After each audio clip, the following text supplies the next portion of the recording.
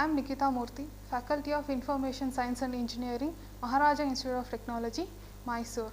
In the last session, we saw the web and the HTTP.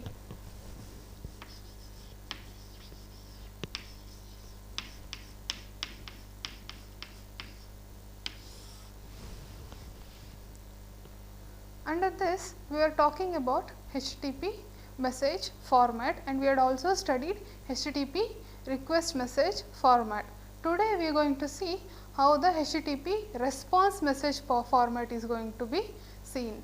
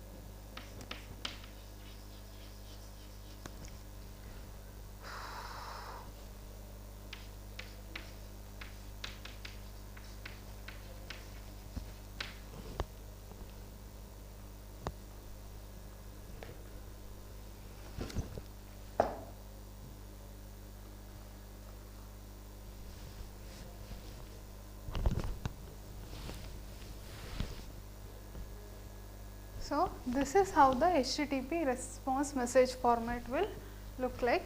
This is the typical response message. Here it is divided into 3 parts. The very first line we call it as a status line. The remaining 6 lines are called header lines, and the last part is the entity part. This is where the respond message or the respond object is going to reside. This is where all the data will be sitting. Now, we will see the status line. The status line is divided into again 3 parts. The first one is called protocol version.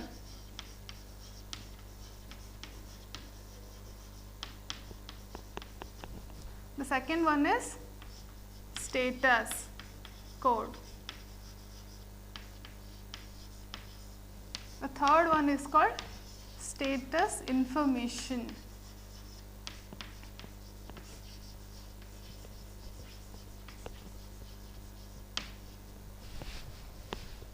The status line is divided into 3 parts. First part is the protocol version, that will gives the what is the version of the HTTP which you are using. Next is the status code, this I am going to explain in the later, and this status information, what is the information which you are receiving. 200 means the request is successful, and OK is the information that will be given to the client by the server. Next is the header line. First is the header name connection. Here, since I want it to be a non-persistent connection, I am asking the server to close the TCP connection after responding to this request. Next is the date. This is where if I have requested an Amazon website, this date will give when was the Amazon website was created. That means on Tuesday 9th of August 2011 at 3:44 p.m. GMT, Greenwich time, this is the standard time. At this time the web page was created. That means this date gives us when the object was created. Next is the server. To which server we are requesting? Suppose here we are requesting to the Apache server, that is why I am specifying it as Apache. Next is last modified. Here this date tells us when the object was created. This will tell us when the object was last modified, when was last updated. So, on 9th of August Tuesday the web page was updated. Next is the content length. What is the length of the web page which we have requested, and what is the type of request which you have asked? It could be HTML, PHP, JavaScript, that also we are going to mention. And the last part is the entity body. Here it contains the data as the response to our request.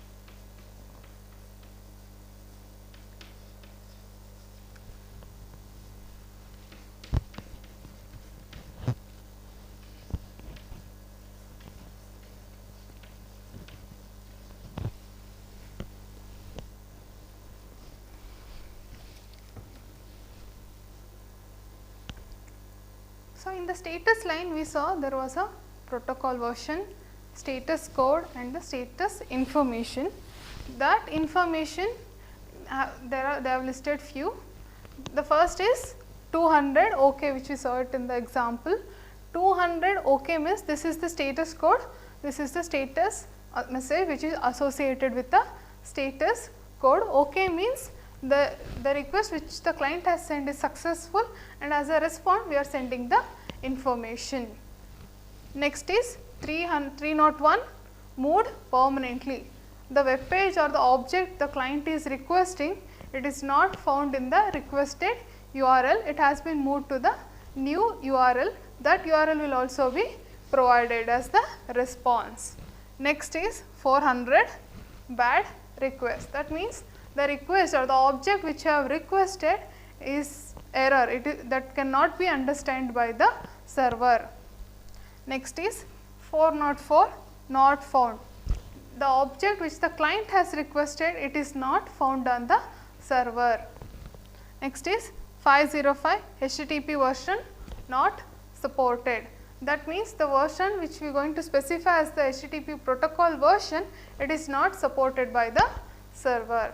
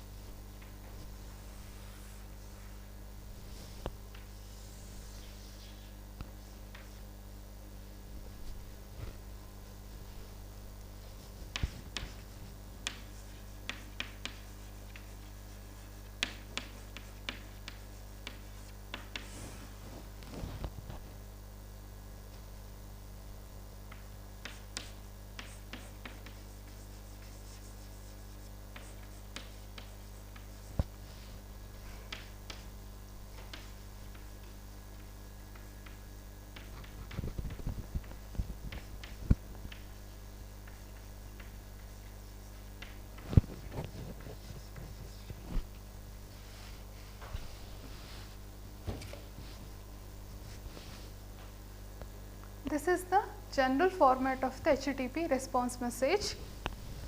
First, as I said, status line, header line, and to differentiate between one message to another message, we are going to provide blank line. In the entity, we are going to provide the message. Next is the status line is divided into three parts: version, status code, and the status message. And header lines is divided into header field name and the value, which is going to continue. There will be 6 lines of header field, and then a blank line to differentiate, and the entity body.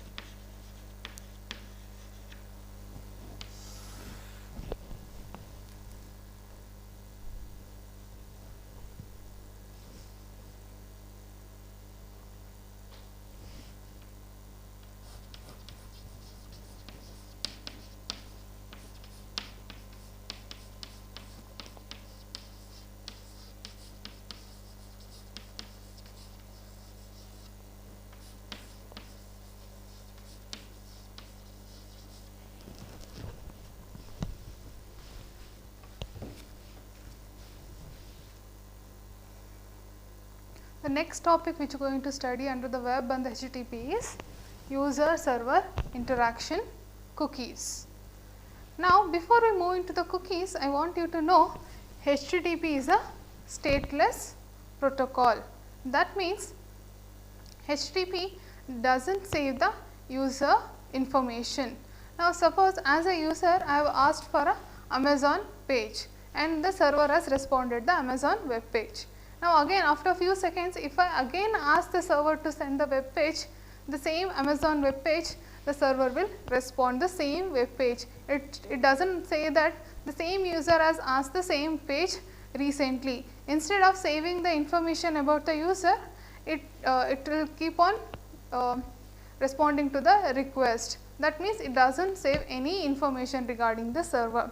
For sometimes we may want to use the user information, we may want to store the information. For that we are going to use cookies. The cookies will allow the websites to save the user information. How the cookies will help us to save the information, how does it work, we will see now.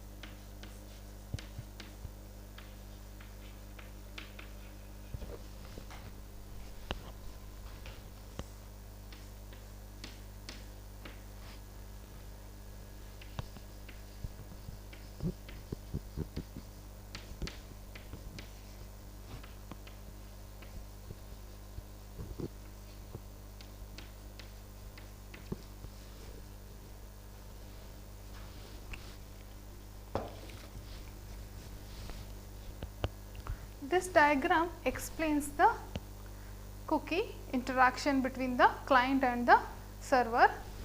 Suppose this is the client, let it be Susan. Susan is the client who is interacting with the server, and this is the server which sends the response message, and here this is the cookie file. Whatever the web pages or the website which you have visited, the particular cookie will be saved in the cookie file. Now, suppose let us assume Susan has visited eBay file few months back, that eBay cookie is already stored in the cookie file of the client. Now, she wants to open a Amazon web page, that is why she is requesting a message to the server. What it does, the server will create the unique ID. That means, to identify the user specifically and uniquely and to differentiate between each user, the server will create a unique identification number. Let us assume it is 1678 for Susan, and that will be stored it in the server database, and then the same will be sent through set cookie header field to the client, and that unique identification number along with the Amazon cookie will be stored in the client end system. Now she has requested a connection, and the Amazon web page, it has replied, and again she is browsing through the web page. She is ordering some product. Let us say she has ordered a face wash. Now she is requesting the message along with the same cookie and the identification number. So when the request is received, the server does not create again ID, because it is already recognized it as Susan. That means, using this identification number 1678, after knowing this, the server will directly identify the client, and then it will just take the action which has been specified by the cookie, and it will respond to that message. After few weeks, again she has opened a web page, Amazon web page. Again, if she is going to request to the server, the same cookie will be sent, and here also just the response will be sent. Why do we need to have a cookie? What is the use of storing the user information means? You might have seen recommendations. Now, if you open a YouTube and if you have searched few videos, let us say you have searched networks, computer networks video, after few weeks if you open a YouTube, you will get a recommendations of other related topic videos, isn't it? That means, what are the user is searching, what product the user is interested, those information will be saved by the server, and the same could be used to give the recommendations to the user. For this purpose, cookies are very useful.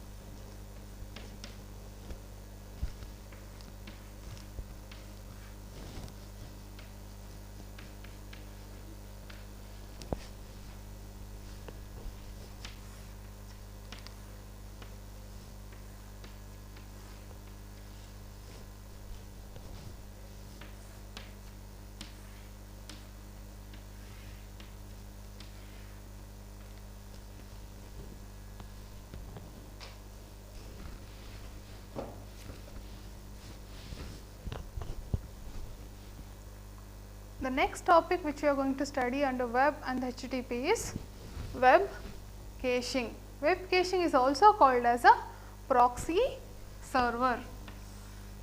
As the name itself says, proxy server, that means it acts on behalf of the original server.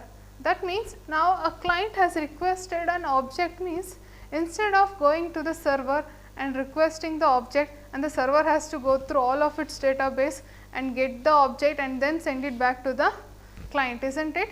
This may take a longer time. That is why we are going to use the web cache. Instead of whatever the recently requested or the most frequently requested objects can be stored in the web page, and then if the client has requested the same page, means the web cache can immediately respond to the client instead of sending it to the server, which is a time taken process. As you could see in the diagram, there are two clients which are connected to the web cache, and web cache is again connected to few server. Now, client has requested an object, client wants to request an object. The client has to establish a TCP connection with the web page, and then web page has to respond the acknowledgement saying that connection is established successfully to the client. And then even the web cache also has to establish a TCP connection with the server. Now, client has requested the object. That object will be that request message will be sent to the web page. The web page will search it in the storage, because web page also owns a disk storage. It will search in its storage. If that request the client is asking is present, it will respond back to the client. And if the request object is not present in the web cache, then it will send the request back to the server where that object is residing, and the server will search through its database and then it will respond back, and the web cache copy that object into its storage and then it will respond back to the client. That means whatever the client is requesting, first it will send it to the cache. If the object is present, it will respond. If it is not present, it will send it to the server, and after server has sent the object, it will store the object, it will make the copy of that, and then it will send back to the client. Here you could see the web cache is acting both as client and the server. When the client is requesting, the web cache is acting as a server. When it is redirecting it to the server, it is acting as a client. That means when it is receiving the request, it acts as server. When sending the request, it is acting as client. Why do we need to have a web cache? What is the use of having the web cache in intermediate? Because the traffic, there will be limited servers and there will be millions of client requests. The traffic load will be more, which can cause the performance loss. That is why if we have a web cache, that traffic load can be distributed and the overhead can be reduced. And one more advantage is that web cache is fast compared to the server, and the response time for the client will be very less, that instantly the request will be responded to the client.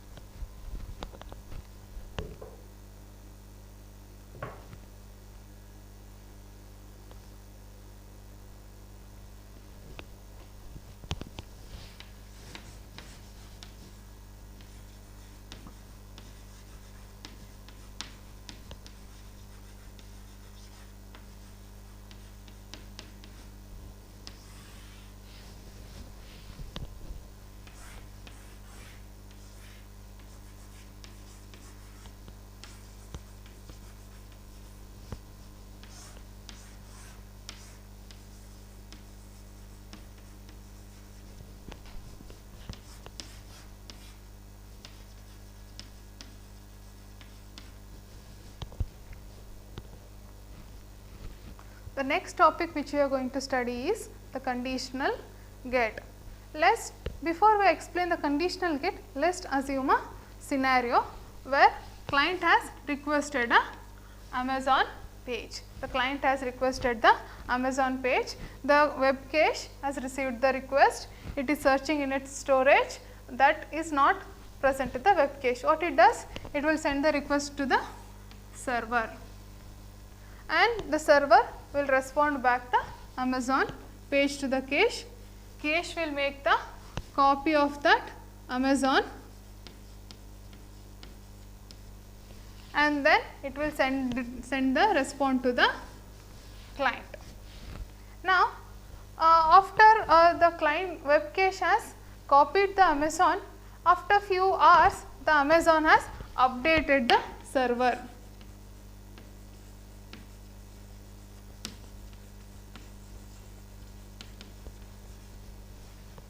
Here Amazon has updated the web page Amazon, there is a updated version of the Amazon in the server, but the copy which is residing in the web cache, it is the older version, it does not has the updated version.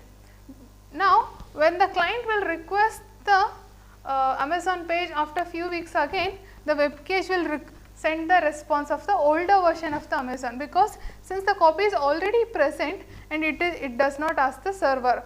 That means the client is getting the older version, the updates are not getting by the server. To get rid of this problem, we are using conditional get.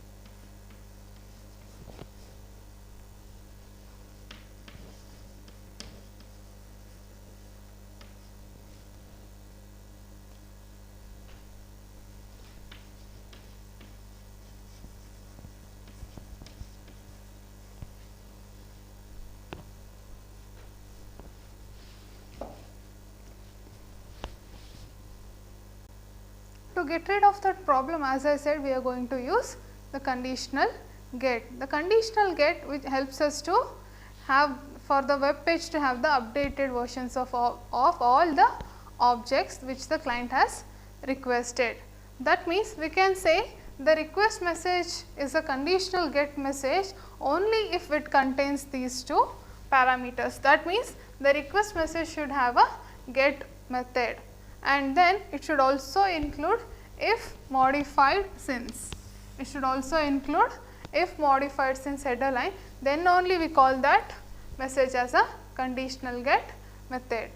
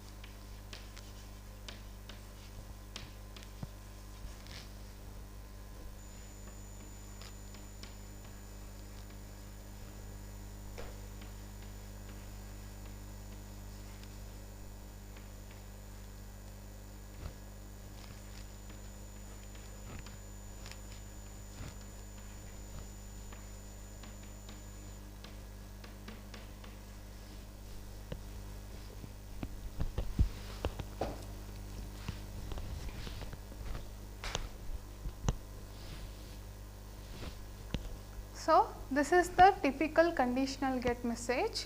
Here along with the header line and the status line, here we are also using if modified since header value in the header line.